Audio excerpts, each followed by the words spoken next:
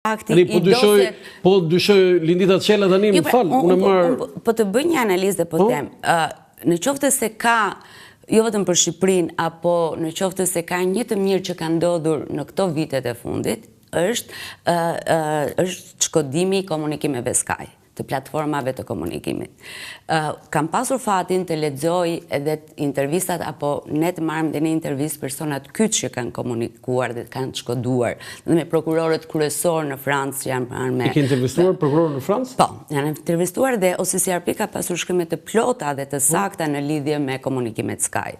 Pra, në qoftë se ka të themi, më të mirën që ka ndodhur këto vitet e fundit është pikërisht ky shkodimi i komunikimeve Sky.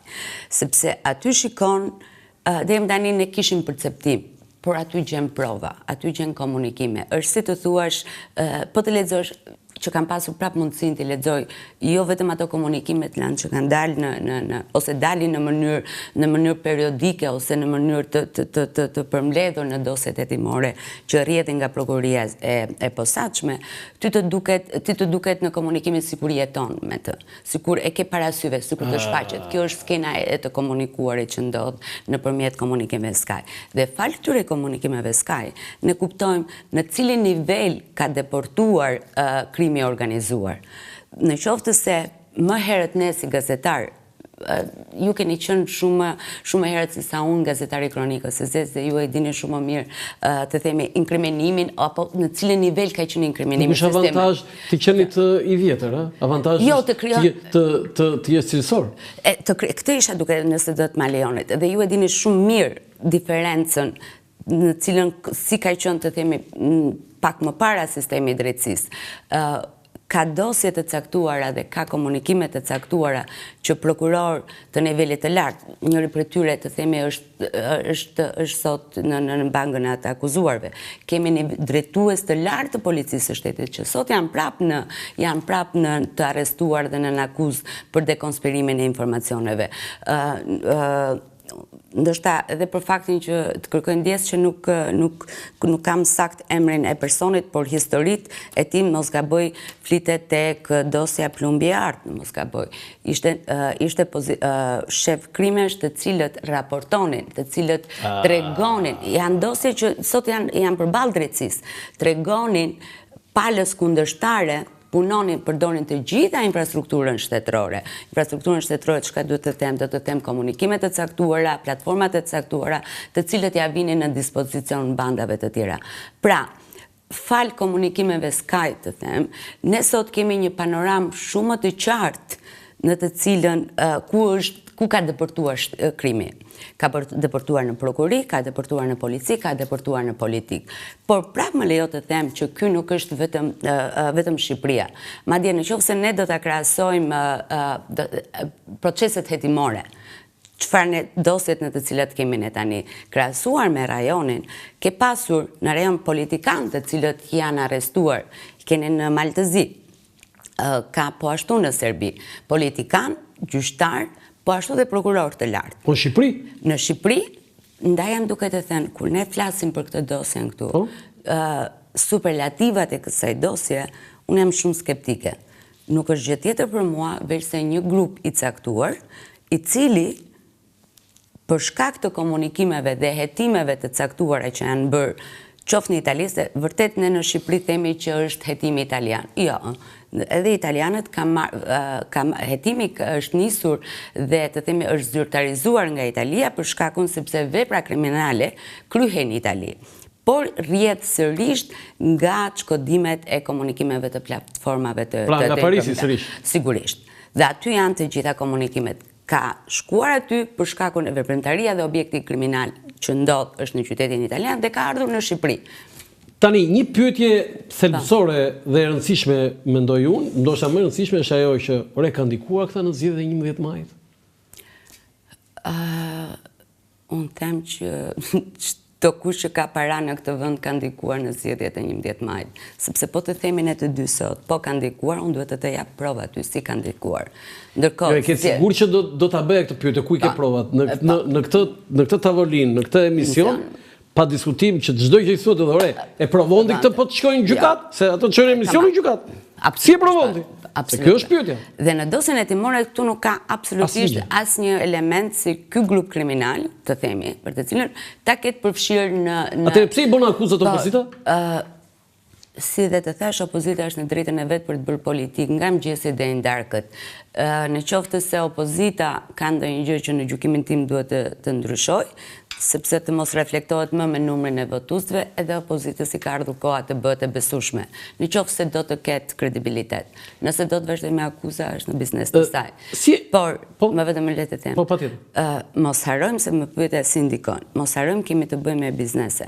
Kemi të bëjmë me njerëzit. Shqipëria unë bret shumë në për Shqipëri, shkoj shumë në për ngjarje apo gjithmonë përpiqem që në një çështje të caktuar me të cilën duhet të raportoj gjithmonë të shkoj në vend. Shqipëria nuk është ai vendi I cili bërtet rrugëve të Tiranës. Nuk është ai luksi të cilët ngrihet në përkulla.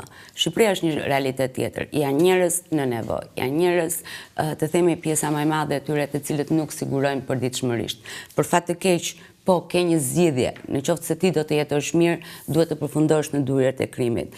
Por bizneset edhe diktojnë votat.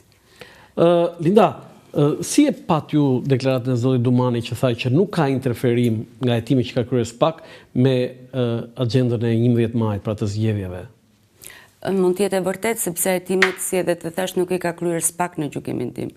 Hetimet po, janë realizuar, si të themi, shkodimet që janë bërë në Paris, hetimet e kryer nga pjesa italiane, sigurisht e SPAK ka rolin e vet, sepse në fundet mos harrojmë kemi edhe 2 dëshmitar të drejtësisë, të cilët edhe ata kanë një rol të konsiderueshëm pozitiv, por prap çdo dëshmi e tyre duhet marrë në konsiderat dhe në të themi, duhet marrë në të penduarit e ke fjalën? Për të penduarit e drejtësisë. Po, kemi 3 gjithsej. 3? Kush janë? Kemi zotin Nureddin Dumani, janë dhe 2 tjerë të kërkoj prapë ndjes me emrat. Po, Nureddin Dumani është ai më kryesor. Në çështjen kryesore me të cilën ne flasim, ka nisur nga zoti, ka nisur nga I penduar I drejtësisë, Nureddin Dumani. Megjithatë, Land, po të lexosh edhe dosjen ose dëshminë e tij. Po të themi ka ca bëshllëqe që ndoshta këtu do jetë sfida e prokurorisë. Për t'i provuar në gjykat? Po. Për t'i shndërruar në prova? Për t'i shndërruar në prova. Tani këtu të prova, se mos më kaloj, se ju përmendët atë të SKAJ-s disa herë. Unë kisha të renditur ande nga fundi, po ajo është thelbësore. Vendimi I gjykatës kushtetuese për ta kthyer në provë, si është për mendimin tënd? Shumë pozitive, bile do ishte negative, domethënë këtë vend. Nëse do ishte kundër, do ishte zhbërë gjithçka. Unë nuk e di më a do kishim, domethënë, a do besonin më te legitimiteti I organeve legjizlatuese, në qoftë se thërmohet drejtësia. Atëherë prap ajo do ishte edhe mos harrojmë.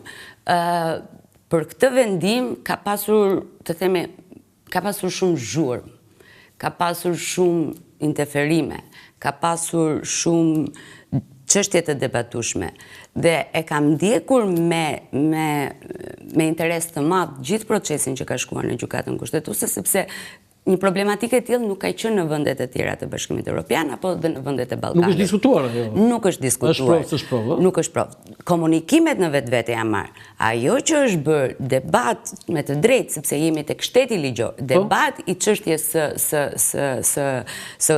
debati I çështjes gjyqësore janë çështje të caktuara, kur gjithmonë një palë e cila vendosen në akuzë debatonte dhe ngrinte kundër padin, të themi. Po ky është sistemi I së drejtës, por jo komunikimet në blok. Shqipëria ishte rasti I parë që shfrytëzoi një rast, dhe këtu kemi sërish të bëjmë me një biznesmen në veri të vendit I cili kishte të themi kontrollin pothuajse në të gjithë zonën e veriut. Për vite historia për të rikthemi, prandaj thash kjo dosja këtu ndoshta do ketë dhe më shumë kohë për të prokurorisë për ta vërtetuar të. Dhe u shfrytëzua pikërisht një akuzë e ngritur ndaj këtij biznesmeni për të qëtet legjitimuar të gjithë komunikimet SKAJ. Dhe po e ndiqja me vëmendje në qoftë se padia do pranohej apo gjykata kushtetuese do vendoste që komunikimet SKAJ nuk janë prova apo nuk duhet të merren në konsiderat, atëherë këtu do kishte një problem shumë të madh të sistemit drejtësisë. Megjithatë, të themi prap komunikimet SKAJ nuk janë prova unike. Po, duhet të shoqërohen me prova të tjera. Kjo është puna e prokurorit. Po pra, nuk është thjesht vetëm një përgjigje dhe kaq. Do të thënë është një bazë shumë e mirë. Por ti duhet një prokuror, po themi, duhet të shtojë dhe prova të tjera, nuk duhet të shkojë vetëm me atë. Po. Është siç po themi dhe me dëshmitë e të penduarve të drejtësisë. Por edhe një vrasje, kur ndodh një vrasje, ti mund ta kesh përgjuar, po ti s'mund të kesh vetëm atë provë. Ti duhet të kesh gjurmë të gishtave, ato gjithë ekspertizën balistike, ato mjekë ligjore, nëse ka gjurmë gishtash edhe në trup, po etj. Pra, komunikimet në Skype bëhet një grup provash. Por ti rrëzosh tonë vetë, është sikur të rrëzosh gjithçka të tërë protokollin e hetimit procedural. Tani, të lutem, më bëj një countdown ti kjo organizatë kriminale me 52 antarë. Për çfarë krimesh akuzohet? 1, 2, 3, 4, më të rënda të themi. Po sigurisht më rënda është trafikimi i lëndëve narkotike. Deri tani nuk dhunë që kërcënohet, por deri tani nuk kam lexuar. Nuk kam lexuar. Atëherë një trafiku drogës. Trafiku i drogës, ndërkombëtari drogës, injektimi këtyre dhe drogave të forta, kokainë, heroinë, dhe pastrimi i parave. Pastrimi i parave. Por ki parasysh jemi vetëm për ndoshta këta nuk akuzohen në Shqipëri. Ne nuk dim se çfarë ka ndodhur në vendet e tjera të Europës, sepse trafiku i lëndëve narkotike nuk është të themi një biznes të cilët arrin ta vetëm ai që është më i zoti në Shqipëri. Është një fushë shumë kriminale, të cilët gjithmonë janë në sfidat që dikush tjetër do kërkojë të marrë atë territorin tënd. Pra nuk di të them. Mund ma japësh përshkrimin e rrugës që ndjek ky trafik për këtë organizatë? Po rrugët janë klasike. Me ato që kanë qenë. Kush janë vendet klasike? Burimet kryesor gjithmonë janë në vendet e Amerikës Latine. Duhet sigurohen Cilat shtete atje? Cilët shtete. Vazhdojmë tani të themi dhe këtu ti muar më gjen gjithmonë në problematikën e madhe. Janë disa shtete që kanë specifika atje? Specifika. Ja, këtu them unë. Po kush janë? Meksika, Peruja? Jo, nuk kemi Meksika dhe Peruja, nëse kam lexuar unë, nuk janë interesante edhe për Shqipërinë, për shqiptarët. Ka 2-3 personazhe interesantë që kanë ngritur biznese atje, por që këtu në Peru, për shkak jam çuditur një biznesmen shqiptar u tha me në Peru. Në Peru? Po, në Peru ishte. Dhe pastaj tentoi këtu të hapte disa kazino, por nuk lidhet me trafikun e drogës. Ka një biznesmen tjetër. Tani unë këtu kam më shumë nevojë për ndihmën tënde për të thënë, kush janë shtetet kryesore të Amerikës Latine që vjen dhe të themi. Po në dosje përmendet si quhet? Në iku komplet emri. Po janë disa shtetë në Amerikës Latine, ndoshta e pjesa jugore. Pjesa jugore. Po në Kolumbi kanë arritur? Po. Kanë arritur në Kolumbi. Ke shqiptar të vrarë në Kolumbi. Vetëm emra të lutem, sepse në qoftë tek emisioni jot. Kemi dhe shqiptar të vrarë. Që janë pjesë të trafikut drogës. Që janë pjesë të trafikut drogës. Në Kolumbi. Në Kolumbi. Atëherë të themi pak si arritën, më shumë se sa vendet, për mua në analizë është si arritën shqiptarët aty. E vras mendjen, çfarë ka bërë shqiptarët? Gati kështu si Kristofor Kolombi dhe Amerigo Vespucci. Për të shkuar.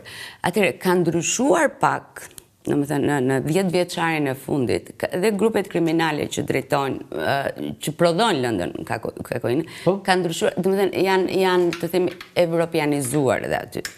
Dhe në qoftë se më përpara ka qenë forma klasike që ti duhet kishe para cash që të blije lëndën narkotike në vendet e Amerikës së Jugut, tani nuk vlen më paraja cash, se sa vlen kredibiliteti dhe pasja një rjeti. Pra, shumë e sofistikuar. Shumë e sofistikuar, çka të ka ndodhur që edhe fluksi i depërtimit të lëndëve narkotike të rritet. Dhe pagesën nuk kryhet më në fillim. Të themi, nëse do bëjmë një krahasim këtu e 10 vjet apo 15 vjet më përpara, kushdo që të shkonte në vendet e Amerikës, duhet kishte një sasi të konsiderueshme parash për ta blerë dhe duhet paguaj kesh. Tani siguria, garancia është rjeti. Është rjeti. Dhe shqiptarët janë, të themi, arritën të kenë të zënë rolin e tyre, për shkakun sepse mosaro është një gjuhë që e flasin 5 shtete. Shqipen. Po. Shqipëria, Kosova, Kosova, Maqedonia, Malezi, Serbia. Po, që flitet. Luginën e Preshevës, në 5 shtete flitet gjuhë shqipe. Dhe janë njerëz të cilët me mënyrat e tyre të komunikimit ose të njohjes gjejnë rrjet dhe njerëz të caktuar. Së dyti, janë persona të cilët në portet kryesore që duhet, prap lidhjet janë shumë të shpejta, shumë të shkurtra. Ne të dy tani, po të duam, ti ke 5 njerëz që njeh, kam dhe unë 5 njerëz, dhe ne të dy dalim garant. Kjo është ajo që e ka bërë grupet shqiptare të dalim. Pra, personi që është të themin, ku në Amerikën Latine... Kush ishte i pari që vajti në Amerikën Latine? Fjala vjen në Kolumbi, në Ekuador, në Peru, këto vende, se këto janë ato. Kush ishte i pari nuk di ta them. Kush ishte i pari. Një ditë do shkruhet kjo histori, sepse historia e shqiptarit parë që vajti në Amerikë, Kol Kristofori, është e famshme. Unë nuk mund ta them dot tani, por okay, në mënyrën tënde të shkruarit, po kjo shkon për shtat për ty, po unë them, unë mund të siguroj dokumenta që e provojnë këtë gjë. Dhe këtë mund ta ofroj për të bërë një shkrim shumë më të mirë kush ishte shqiptar, se se kam parë këtë në këtë sy asnjëherë. Tani, kam një pyetje. Si ka mundësi që u arrestuan 52 persona nuk u blokua fare drogë? Kush droga? Në mos ka bëj si e saktë, janë arrestuar 52 persona. Janë urdhër arresti. Urdhër arresti, më fal. Urdhër arresti. Po t'jemi korrekt. Është problemi. Jo, t'jemi korrekt. Janë arrestuar. Nga 52 urdhër arresti, sa janë arrestuar? 40, thonë. 40, pra. Kemi 12 persona janë vazhdojnë vazhdojnë janë në kërkim. Si ka mundësi nuk u kap drogë? Por atëherë, si të thash, ky nuk ishte operacion, po të lexosh dosën, nuk është një operacion që jemi në kushtet e flagrancës. Pra, operacione në vetvete, hetimi në vetvete. Sa zgjatet? Atëherë është i bazuar në komunikimet Sky dhe vazhdon dhe kemi një pasqyrë të aktivitetit kriminal të këtij grupi që fillon nga 2010 deri në momentin kur është ndërhyrë. Dhe në qoftë se flasim dokumentet, hetimet e prokurisë, flasim për të gjithë aktivitetin e këtij grupi kriminal. Sa ka zgjatur hetimi, Linda? Hetimet, me sa unë lexova në dosje, këta procedimi është nisur të kërkoj shumë ndjes në qoftë edhe publikët nëse nuk jam i saktë, por procedimi ka nisur në 2022-shin. Por nisur nga komunikimet i referohet një periudhë shumë të gjatë të aktivitetit. Pra, si dhe të thash, puna e prokurorëve cilë ka qenë ndërmjet komunikimeve në Sky kanë arritur të dokumentojnë. Jo të dokumentojnë, më fal, nuk është fjala e saj të dokumentojnë, por të përshfaqin. Kjo është saktë, të ngrenë një histori, një narrativ mbi aktivitetin e këtij grupit kriminal shqiptaror dhe në Itali. Linda, unë kam dëgjuar disa herë zotin Dumani dhe në raportimet e tij që ka bërë në parlament apo dhe në konferenca për shtyp, po më ka tërhequr vëmendjen që deklarata më të fortë të tij nuk lidhen për politikantë veçantë, sepse ne na intereson më shumë kur arrestohet një ministër, një ish-ministër etj, por unë besoj që deklarata më fortë dhe më e rëndë për strukturat e shtetit shqiptar është lidhja e krimit të organizuar që kanë disa zyrtarë të lartë të policisë së shtetit. Dhe kjo për mua ka qenë e frikshme. E frikshme në kuptimin sepse ai më shoi kësaj, nëse keni parasysh një raport të tij që tha drejtuesi i lartë të policisë, kur themi drejtuesi i lartë, po themi një shef i qarkullimit rrugor në X qytet. Po themi drejtuesi i lartë të policisë, janë të përfshirë në grupet kriminale. Pastaj do të pyes edhe për pjesën e drejtësisë, po dhe të politikës, po e para këtu rrim te policia. Sa e përfshirë është policia te ky grup njëherë? Pastaj te ky grupi ishin 2 persona, të themi drejtues, paktën këtu kemi në dosje. Kaq? Por jo, unë do të them në çdo dosje që ne kemi kohë të fundit, janë persona të policisë, drejtues të lartë. Çdo dosje hetimore të Spagut ka drejtues të policisë të përfshirë, edhe të prokurisë. Tash pra ke dosjen e prokurorit të Vlorës, që arrestuan. Do të thonë jo vetëm strukturat e policisë, po edhe të drejtësisë, pra prokuror. Po ke dosjen e grupit kriminal Çopja, ke ish kryetarin e gjykatës të Elbasanit. Dhe të lexosh komunikimet, ajo merrte urdhra nga një personi i akuzuar Suel Çela. Në fakt, domethënë në qoftë se ishte kështu, edhe film të ishte, nuk e besoj. Tamam. Domethënë, dhe po të krahasojmë ngjarjet dhe hetimet me rastin e zonjës në fjalë, kryetarin e gjykatës, dhe çuditërisht po të shifja sepse i kam parë të gjitha vendimet kalonin tek ajo. Dhe ti në komunikime Sky ajo merrte këshilla, madje dhe kërkonte ndihmën për t'u marrë me gazetar të caktuar. Pra, kjo është e keqja, prandaj them, unë nuk e shifja që në fillim tani, atëre, ne këtë kemi të dokumentuar në informacionet që ti ke. Unë di që ti je shumë e kujdesshme, por sa është masa e implikimit të policisë që ti shikon në grupet kriminale? Dalim për tek se dos. Atëherë, në qoftë se ne do të bëjmë sot një analizë të caktuar, duhet ta nisim pak me 2015-ën. Pse 2015? Sepse ne kishim një operacion të famshëm të ashtu quajtur Lazarati. Ne si gazetar, unë kam hyrë disa herë dhe di si ka qenë prodhimi i lëndëve narkotike në qytetin, në fshatin e Lazaratit. U bë një operacion me shumë bujë, edhe me kosto, se kemi pasur edhe policë të vrarë aso kohë. Po, një policë të vrarë. Po. Në 2015-ën, në qoftë se Shqipëria kishte vetëm një fshat, nuk po them që ishte një gjë e mirë, absolutisht. Bërë gjithë Shqipëria. Unë bërë gjithë Shqipëria. Që do thotë që këtu është inkriminimi i policisë. Që këtu ka nisur inkriminimi i policisë, që këtu ka nisur marrja pe. Inkriminimi i policisë ka nisur që më herët se kaq, ka pasur polici. Jo në nivel, jo, atëre e keqja. Jo në nivelet larta ke fjalë. Jo në çdo qelis, ky është problemi Landi. Mi tani nuk është pastruar? Unë nuk besoj se po, sepse ti në momentin që ti je peng. Tani, të lutem, të marrim rastin e prokurorit të Vlorës, zoti Zerkët. Në qoftë se ti të lexosh dosjen e tij hetimore, dosjen e tij, karrierën e tij, është një nga prokurorët më të mirë që ka patur vendi. Shumë korrekt. Do të thonë e mori krimin thotë? Është bërë pjesë. Të paktën prokuria e posaçme ka në akuzë. Ç'është e qëndron? Po e nis me kanabizimin e Shqipërisë. Dhe kjo është dhe keqja e madhe. Jo vetëm për strukturat e drejtësisë, por edhe për shoqërinë shqiptare. Sepse aty punonin, do të them dhe